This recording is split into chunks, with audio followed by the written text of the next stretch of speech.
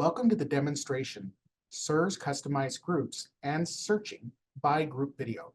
This video is part of a series of micro-learning style videos from the Introduction to the California Educator Reporting System, or SIRS, for test coordinators and administrators. A resource guide accompanies this video series and can be accessed in the description of this video.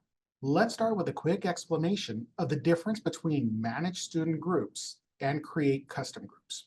Managing student groups, which is also called rostering, is done by test coordinators and administrators.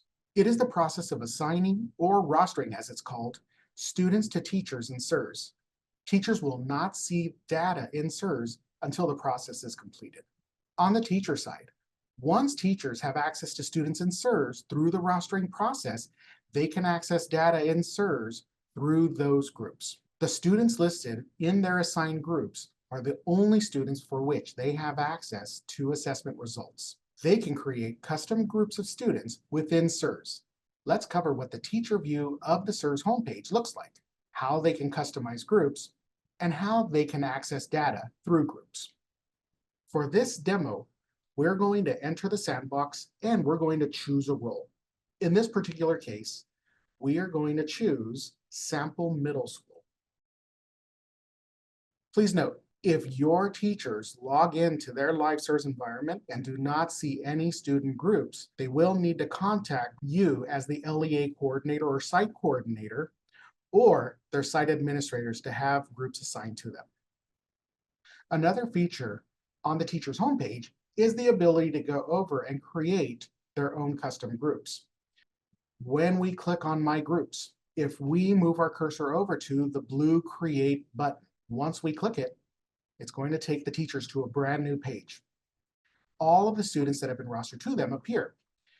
They can create their own custom groups. So, example, if they want Janet in the group, and Mark, and Leon, and Cheryl in a custom group, they can choose whichever student they like, or maybe they want to create a group and use the filters. Maybe we want to create a group with just our English learner students. So as we click the English learner filter, it will filter all of our students to just our English learners.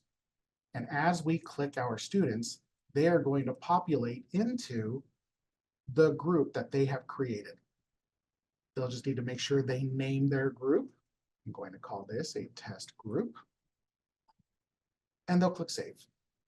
Once they save it, now it pops up under their My Groups area. Once again, be able to see assigned groups, and then the custom groups that are created on the teacher end.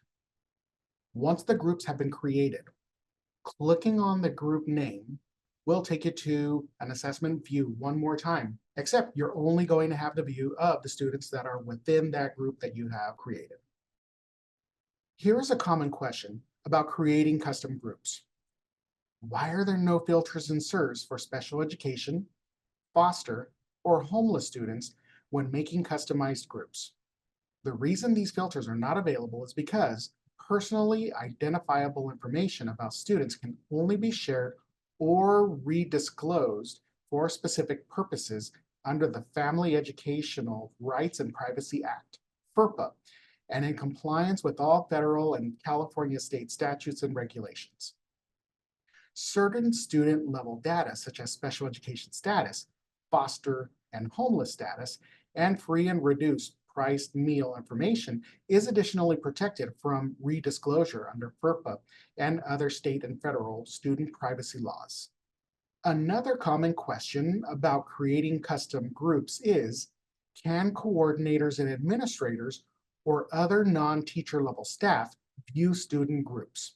And the answer is yes, if the student groups are also assigned to them. When the coordinator or administrator creates the groups, they can assign any person with any TOMS role to the groups. One other common question about creating custom groups is, if a teacher has multiple assigned groups, can they combine students into a custom group? And the answer is yes. For example, if there are 20 students in Group A and 20 students in Group B, A custom group can be made that contains students from both Groups A and Group B. Thank you for watching this demonstration of SIR's customized groups and searching by group. We hope you found the information to be useful. The full video series title list is located in the description of this video.